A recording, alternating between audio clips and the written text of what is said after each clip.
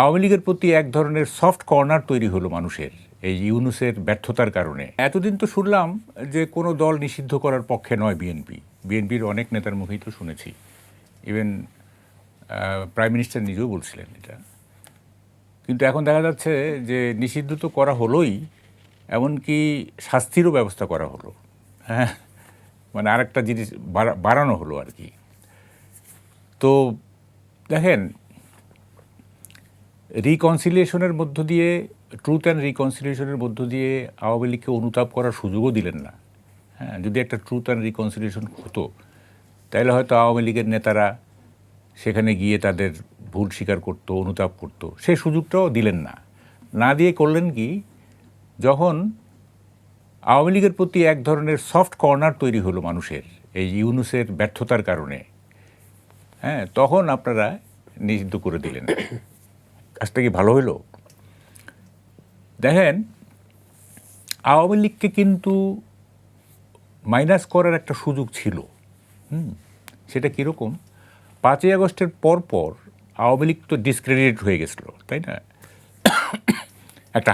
একটা মোমেন্টাম উঠছিল আওয়ামী লীগের বিরুদ্ধে। তো সেই সময়টায় যদি নেপালের মতো খুব দ্রুতই একটা নির্বাচন দিত ইউনূস সরকার, তাইলে হয়তো কি ওই যে মোমেন্টাম, আওয়ামী লীগ বিরোধী একটা মোমেন্টাম ছিল, ডিসক্রেডিটেড আওয়ামী লীগ, তাইলে হয়তো কি মানুষ ভোটের মাধ্যমে আওয়ামী লীগকে মার্জিনালাইজ করে দিত ওই সময়টায়। ঠিক আছে, মার্জিনালাইজ করে দিত। এবং কী হইতো, 5 বছরের জন্য আওয়ামী লীগ লেজিটিমেটলি, আইনগতভাবে আপনার মার্জিনালাইজ থাকতো। 5 বছর, অন্তত 5 বছর আওয়ামী লীগ কিছু করতে পারে। কারণ ভোটের মাধ্যমে তো তারা কি বলে যে হয়ে গেছে, মানুষ প্রত্যাখ্যান করছে, তাই না? তো সেটা করলো না। সেটা না করে এখন মানে 19 মাস বা 20 মাস পরে আওয়ামী লীগকে নিষিদ্ধ করা হলো। এইটা মানে কি বলবো, এটা ভাষা নাই। দেখেন, নিষিদ্ধ করে কি কোনো লাভ হয়? যেমন জামাতকে তো নিষিদ্ধ করা হয়েছিল না? কি হয়েছে? জামাত আজকে কোথায়? নিষিদ্ধের প্রতি মানুষের যে আকর্ষণ, সেটা কিন্তু একদম আদি থেকেই আমরা জানি। যে ওই যে আছে না, যে নিষিদ্ধ গন্ধম খেয়ে তুমি পাতকিনি, আমি পাতক। এই যে গন্ধম ফল খাইছিল আদম এবং ইভ, নিষিদ্ধের প্রতি একটা আকর্ষণ থাকবেই। এবং সাইকোলজিতে বলে যে শিশু ধরেন যে খেলে, শুধু পড়াশোনা করে না, হ্যাঁ, তখন তাকে বলতে হবে কি, তোমাকে খেলতেই হবে। তখন হবে কি, সে আইন ভাঙার চেষ্টা করবে। হ্যাঁ, তখন আর খেলবে না। একটা কম্পালশন দিয়ে দেওয়া হয় যে তোমাকে প্রতিদিন খেলতে হবে। তখন সে বলবে, আরে আমাকে খেলতে বলতেছে, আচ্ছা খেলবো না। ঠিক আছে? ফলে এই যে নিষিদ্ধ করা, এইটা খুবই আনসাইন্টিফিক। এবং আমি কি বলবো, যে আওয়ামী লীগকে এবং বিএনপিকে নিষিদ্ধ করে তাকে নির্মূল করা, এটা খুব কঠিন কাজ। এটা কঠিন কাজ। ওই যে একটা গান আছে না, যে একটা চাবি মাইরা ছাইরা দিছি, জনম ভরা চলতে আছে না একটা গান? তো হ্যাঁ, মন আমার দেহ ঘড়ি। তো বঙ্গবন্ধু এবং জিয়া আওয়ামী লীগ এবং বিএনপি নামের দুটি ঘড়ি, দুটি দল গড়ে একটা চাবি দিয়ে ছেড়ে দিছে। এটা জনম ভরা চলতে থাকবে। ঠিক আছে? এই দুইটার কোনো বিনাশ নাই। এবং আওয়ামী লীগ এবং বিএনপি শুধুমাত্র যে রাজনৈতিক দল তা কিন্তু না, তারা কিন্তু সোশ্যাল ফোর্স অলসো, তারা সামাজিক শক্তি অলসো। ঠিক আছে? এবং আমি গত 15 বছর শেখ হাসিনা রেজিমে আমি একটা কথা বলতাম প্রায়ই, যে আওয়ামী লীগ যখন বিএনপিকে কর্নার করার চেষ্টা করতো, বিএনপিকে নিশ্চিহ্ন করার একটা প্রবণতা আমরা দেখছিলাম, তখন আমি বলছিলাম, দেখেন, বিএনপিকে নিশ্চিহ্ন করতে পারবেন না এই অর্থে, এটা মশক নিধন না যে কীটনাশক স্প্রে করে দিলাম সব মশা মরে গেল, তাই না? আওয়ামী লীগ এবং বিএনপি একটা কিউলেক্স মশা, একটা অ্যানোফিলিস মশা। এইটা যদি মনে করে থাকেন তাইলে ভুল করতেছে। হ্যাঁ, এটা মশক নিধন না। এই দুইটা দল বাংলাদেশের রাজনীতিতে অত্যন্ত শক্তিশালী, সামাজিকভাবে শক্তিশালী, এবং এভরি নুক অ্যান্ড কর্নার বাংলাদেশের। মানে সেক্ষেত্রে আওয়ামী লীগকে নিষিদ্ধ করার বিষয়টি আরো, মানে আপনি যেটা বলছেন যে এটা বুমেরাং হবে, এটা বুমেরাং হবে। আমি একটু বলি, শুনেন, যতদিন বঙ্গবন্ধুর প্রতি ভালোবাসা থাকবে, যতদিন স্মৃতিসৌধ থাকবে, যতদিন সেকুলার মানুষ থাকবে আওয়ামী লীগ থাকবে, আবার যতদিন জিয়ার মাজার থাকবে, যতদিন অ্যান্টি ইন্ডিয়ান সেন্টিমেন্ট থাকবে, যতদিন কি বলে যে জিয়ার ভাবমূর্তি থাকবে, ততদিন বিএনপি থাকবে। এগুলি যেহেতু নিরাকরণ হবে না, সুতরাং এই দুই দল নিরাকরণ হবে না। হ্যাঁ, সাময়িক একটা বিড়ম্বনার পরিস্থিতি হবে।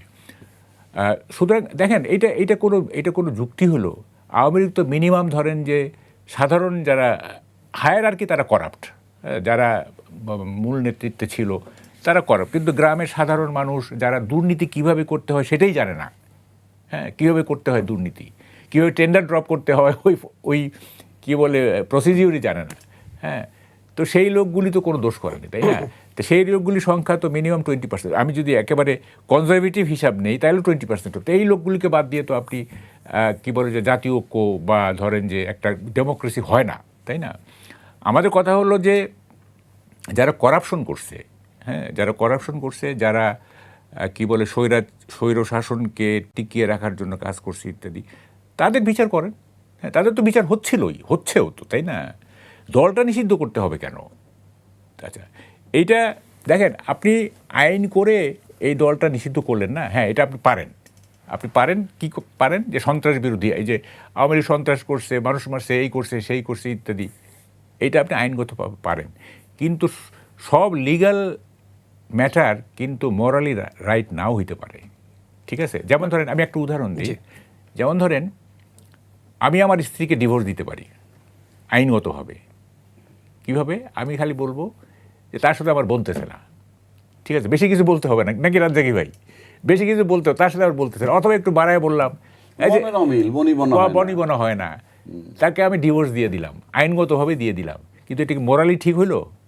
এটি কি নৈতিকভাবে ঠিক হইলো? সহজ না বিষয়টা। না, তাহলে আমি একটু জানতে চাই যে এই যে নিষিদ্ধ করার কারণে আওয়ামী লীগের আবার জনপ্রিয়তা বেড়ে যাবে কিনা, যেহেতু আপনি বলছিলেন যে নিষিদ্ধের প্রতি মানুষের একটু ঝোঁক থাকে। না, আপনি দেখেন, আপনি গ্রাফটা যদি দেখেন, 5ই আগস্টে যদি আওয়ামী লীগের গ্রাফে আওয়ামী লীগ যদি 0 থাকে, ফর এক্সাম্পল, 0 না, কিছু তো ছিলই, তো এই গ্রাফটা তো এখন ঊর্ধ্বমুখী হয়েছে ডক্টর ইউনূসের শাসনের নানা রকম ব্যর্থতার কারণে। 1, 2 নম্বর হচ্ছে মানুষের কিন্তু সহজাত একটা প্রবৃত্তি আছে, সেটা হচ্ছে দুর্বলের পক্ষ নেওয়া। এটা কিন্তু একটা মানুষের সহজাত প্রবৃত্তি। হ্যাঁ, একটা ধরেন যে চোরকে আপনি পিটাচ্ছেন না, কিছু লোক আসবে যে ভাই এভাবে পিটাচ্ছেন কেন, হ্যাঁ, তাকে থানায় দিয়ে দেন, এইভাবে পেটানো তো ঠিক না। মানুষের মধ্যে কিছু ন্যাচারাল এথিক্স থাকে, হ্যাঁ, স্বাভাবিক কিছু নৈতিকতা থাকে, এবং দুর্বলের প্রতি তাদের এক ধরনের পক্ষপাতিত্ব থাকে। তো যেহেতু আওয়ামী লীগের উপরে চরম নিপীড়ন নেমে এসেছিল 18 মাস এই ডক্টর ইউনূসের শাসনামলে, তখন ন্যাচারালি আওয়ামী লীগের প্রতি একটা সফট কর্নার তৈরি হয়েছে। হ্যাঁ, যারা একদম ডাইহার্ট আপনার অ্যান্টি আওয়ামী লীগ, হ্যাঁ, যারা একেবারে প্যাথোলজিক্যালি অ্যান্টি আওয়ামী লীগ, তাদের কথা বাদ দেন, এমনি সাধারণ মানুষ যারা, তারা তো নির্যাতন সইতে পারে না, নিপীড়ন দেখতে পারে না, তারা হ্যাঁ ঘৃণা করে, একটা ক্রিমিনালকে তারা ঘৃণা করে, একটা চোরকে ঘৃণা করে, বা 2-4টা চোর থাপ্পড় হয়তো দেয়, কিন্তু একেবারে আপনি যদি তার নখ তুলে ফেলতে চান, হ্যাঁ, তার মানে কি বলে যে সারা শরীরে যদি আপনি কি বলে বেত্রাঘাত শুরু করেন, হ্যাঁ, তখন কিন্তু সে একটু মুখ ঘুরায় নিবে, অ্যাটলিস্ট মুখ ঘুরায় নিবে যে হ্যাঁ, এটা দেখতে পাচ্ছি না, হ্যাঁ, এই দৃশ্য আমি দেখতে পাচ্ছি না। হ্যাঁ, তো ফলে এটা গ্রাফ তো ঊর্ধ্বমুখী হচ্ছিল, এবং এখন এই নিষিদ্ধকরণের ফলে হবে কি, গ্রাফটা আরেকটু ঊর্ধ্বমুখী হবে। যে কেন নিষিদ্ধ, কেন? তারা let public decide Awami League রাজনীতি করতে পারবে কি পারবে না। আমরা তো সবসময় বলতেছি যে সকল ক্ষমতার উৎস হচ্ছে পাবলিক, জনগণ। তা আমি তো জনগণের কাছে জিনিসটা ছেড়ে দিব, তাই না? জনগণ ছেড়ে দিব। হ্যাঁ, 5 বছরের পরে ইলেকশন হবে, আওয়ামী লীগ বৈধ দল থাকবে, 5 বছর পরে তারা ইলেকশন করে তারা জনগণ তাদেরকে করুক, ডিসকার্ড করে দেয়, আসবো আপনার কাছে, তাই না? তো ফলে এটা ঠিক হলো না, কাজটা ঠিক হলো না। মানে বলা যায় না, যেমন ধরেন যে জামাতকে তো 5ই আগস্টের অভ্যুত্থানে 2 দিন আগে ব্যান করা হয়েছিল না? 2 দিন পরে কি হয়েছে? জামাত বাংলাদেশের পলিটিক্স এক আপার হ্যান্ডে চলে গেছে, তাই না? জাস্ট 2-3 দিনের ব্যবধান, তাই না? তো এখন এই ইতিহাস থেকে তো শিক্ষা নিতে হবে, তাই না? এবং একটা কি জানেন, এই প্রতিশোধ কিন্তু মাল্টিপ্লাইড হয়ে ফিরে আসে। যেমন ধরেন যে আওয়ামী লীগ আমলে যে প্রতিশোধ যে অত্যাচার হয়েছে বিএনপির উপরে বা জামাতের উপরে যে সব অত্যাচার হয়েছে, 5ই আগস্টের পরে আওয়ামী লীগের উপরে নিপীড়নটা কিন্তু আরো বেশি হয়েছে। তারা তো পালাইতে হয় না, এরা তো পালাই গেছে, যে এই বিষয়ে আমি আপনার কাছে এরা পালাই গেছে, তাই আরো না? একবার- তার মানে আরো নিপীড়নটা একবার- কিরকম ছিল? ধন্যবাদ জি।